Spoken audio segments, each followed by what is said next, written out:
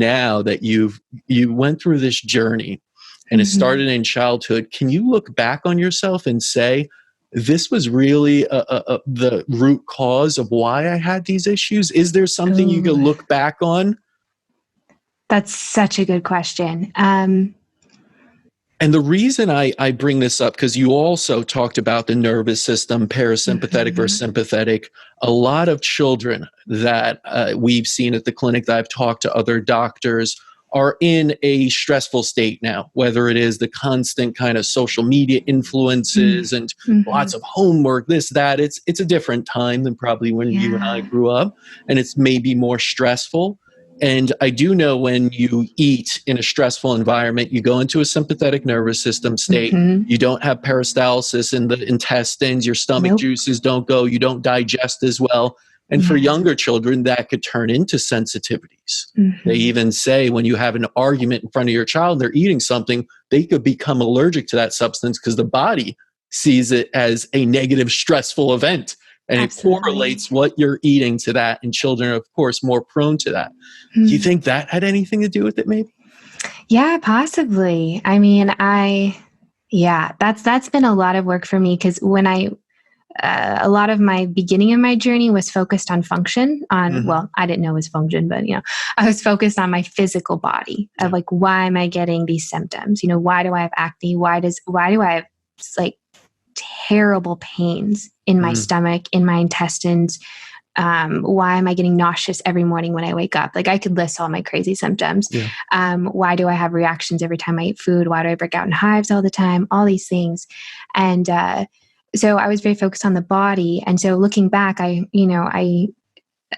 would look at, okay, my mom, took birth control. I'd look now as a practitioner, I can look back and see all the things, I'm pretty sure her, microbiome wasn't beautiful when she birthed me. And that's massive for my own health. And that's not her fault. She didn't know. But she was part of that generation that was just she was on birth control pill for years and years. And, technically was still on it when she conceived me. So there's just a lot of stuff there. And and there's also family stuff, but, I think I was also born into a really stressful environment and grew up in a very loving home, but intense home. And so that's something that when I kind of moved through the body part and I started realizing, oh, and this is something, it's so funny. I told my mom this the other day. I'm like, you were so right.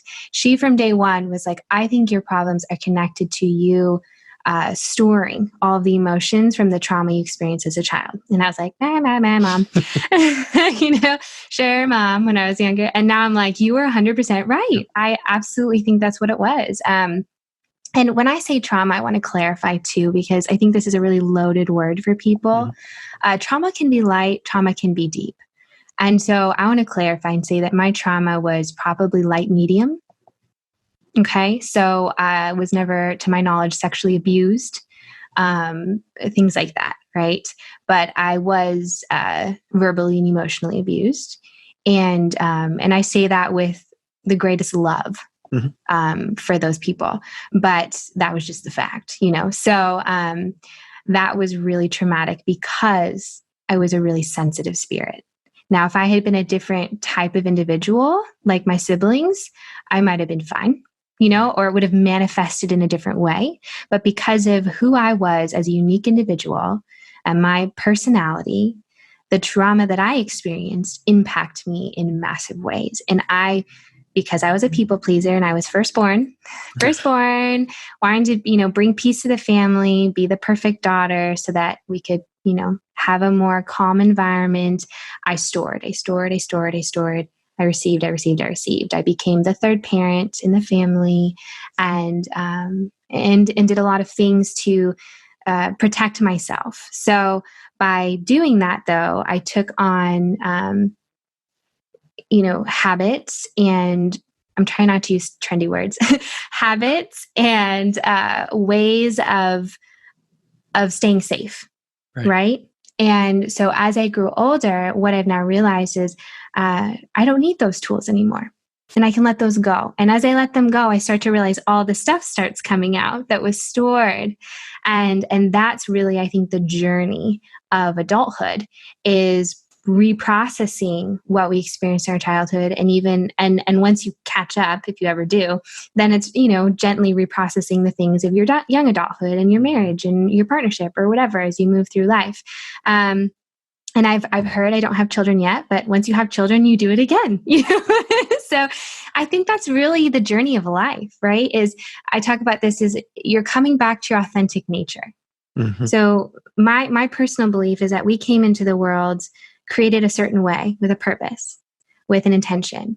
And then as we came into the world, we got hit by, the trauma of our parents, their trauma, them, putting their trauma on us unintentionally or consciously, subconsciously or consciously.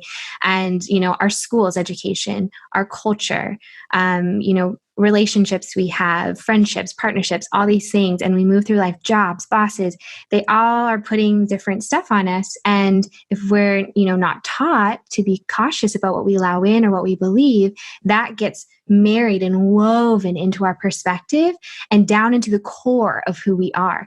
And by that time, if that's the journey out here, where you are here is very different from where you started out.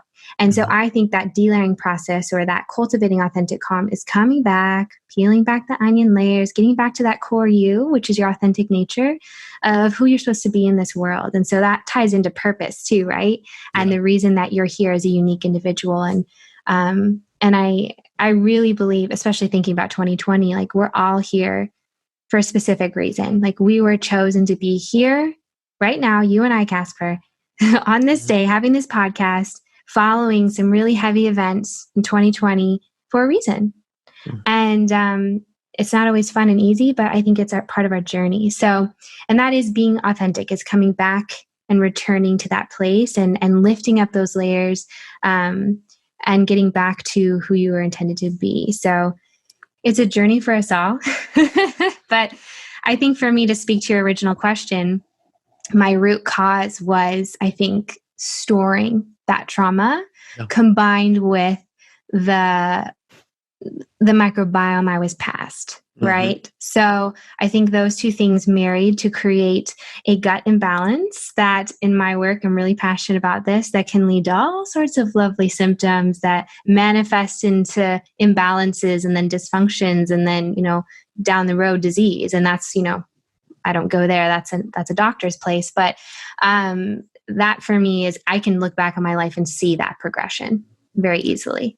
I'm really glad you brought up that idea of trauma being personalized, because I think when we generalize it and compare traumas to each other, you didn't go through this, how could you? It's really counterproductive. Yeah. We have no clue what someone's going through. Like you said, someone's sensitive like yourself. I was very sensitive as a child. As soon as someone said anything negative, I would just quiet up and I would go into such a sympathetic state of like a ball and just sit there quietly.